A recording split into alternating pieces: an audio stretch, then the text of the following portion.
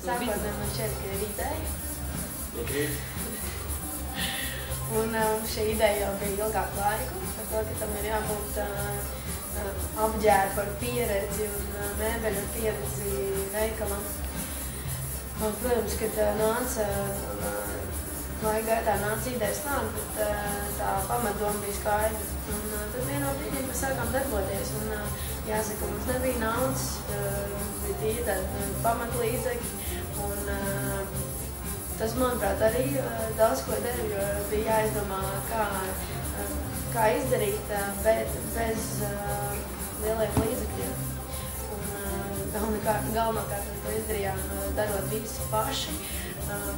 Tālāk nāca arī mūsu draugi. Un tā mēs to vietiņu uztaisījām.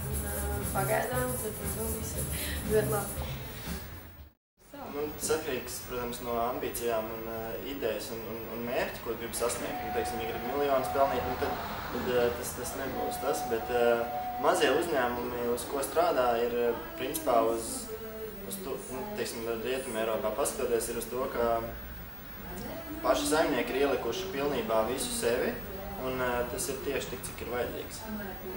Teiksim, bez līdzekļiem strādā tādas mazas vietiņas Eiropā, kur paši saimnieki ir uz vietas un apkalpo. Tad tā ir personīga attieksme, kas uzrunā cilvēkus vietas. Tas teorētiski neko nemaksā, tikai vien to, kā saimnieka enerģija. Es zinu, ka Rīgā ir tā franču maiznīca, kur pats saimnieks, viņš brauc ar velosipēdu, katru rītu ved to mīklu un bulciņas, visu sagādā, viņš to dara, un tā arī ir atslēga. Maziem uzņēmumiem tā var strādāt. Mēs jau sākotnēji apzinājāmies, ka var nesanākt. Un mēs pilnībā norakstījām visu ieguldīto naudu. Tādā ziņā, ka tas ir tas, cik mēs pazaudēsim, ja nesanāks. Galvenais, manuprāt, vajag padomāt, cik tu no tā visu var pazaudēt. Un cik tu esi gatavs pazaudēt. Un ja tu esi ar to mierā un tādējādi neuzliec baigo risku uz to. Arī lielas ekspektācijas, domāju, nevajag uzlikt, ka tā būs tā vieta, kur mēs te peldīsim. Domāju, ka nevajag tādās kategorijās domāt, kad tik mēs ieliekam, cik mums ir jāatpelna. Protams, ka ir jāatpelna, bet ir jāsaprat to, ka tas ir tas, ko var zaudēt. Pilnībā atkarīgs no pašu uzstādījuma, no pašu mērķa. Cik tu gribi pilnt, daudz gribēs, maz dabūs. Pamat uzstādījums. Es domāju, pēc pusgadu mēs būsim miljonāri. Mums viens vīrietis ienāca un teica, ka mēs būsim miljonāri. Mēs teicām, ka tas katrā ziņā nav pašmērķis. Viņš teica, tāpēc arī būsiet.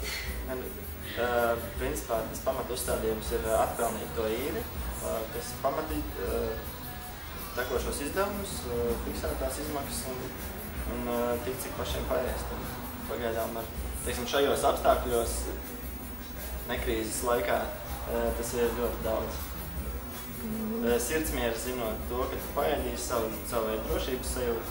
Un es nesen tieši domāju par to, ka darba vieta Rīgā kļūst aizvien mazāk, un līdz ar to cilvēkiem mazāk izredzes dabūt kaut kur darbu. Un mēs esam parūpējušies par to, ka mēs esam radījuši 2 darba vietas, un kaut vai tīri tikai paši priekš sevis. Tieši tā, kaut ko savu. Tādā ziņā, ka, teiksim, ir pietiekami oriģināla ideja, kas lec, teiksim, ārā no visu kopējā Rīgas konteksta, tas ir ļoti daudz, un to ir vērts realizēt. Vienkārši padomāt par tiem aspektiem, tiešām, kā tu nosaki īri, būt oriģinālam, radošam, pat laikā pietiekami tādam pragmatiskam un padomāt tā reāli, vai tas vispār ir iespējams. Ja tu atrod to pamatojumu, tad es domāju, ka šis ir ļoti labs laiks, lai kaut ko uzsākt.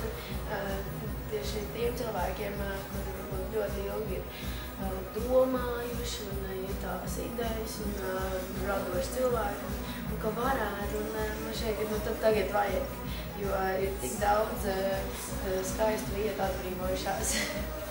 no kārtējiem, es nezinu, no 29. stilīgajiem apģērbiem. Un vienkārši, manuprāt, to vajag izmantot un arī īres maksas tiešām augsts. Un visi ir ļoti atsaucīgi un saprotoši šajos laikos.